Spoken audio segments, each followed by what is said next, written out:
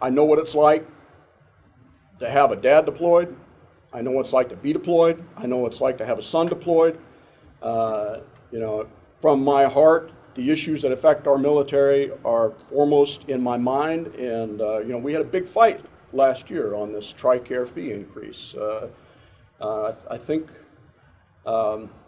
without getting into the details of what happens in a full committee markup, it was a very close vote when we were able to slow that issue down. And I will be in the same place on other issues.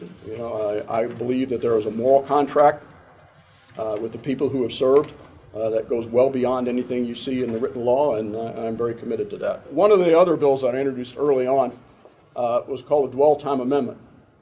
And if you remember back in that period, that 07 period, our military units were deploying on less than a 1-to-1 rotational cycle. And history, tradition has always been that they deploy on a 2-to-1 cycle. For every year you're gone, you have 2 years back. If you're on a 6-month deployment, you have a year back. And they were literally below 1-to-1, a lot of these units were.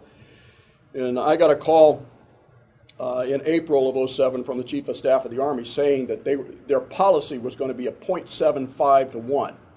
He said the good news is we're going to stabilize the deployments. The bad news is they're going to be gone for 15 months and they'll have a year back here. And I said, you cannot do this. I introduced an amendment on the Senate floor saying you cannot compel any individual to deploy on less than a 1-to-1 deployment cycle. And we had a big fight. And by the way, thank you, Nor Bryan and MOA, for stepping forward and supporting us so strongly during that. That was very important to the credibility of what we were doing.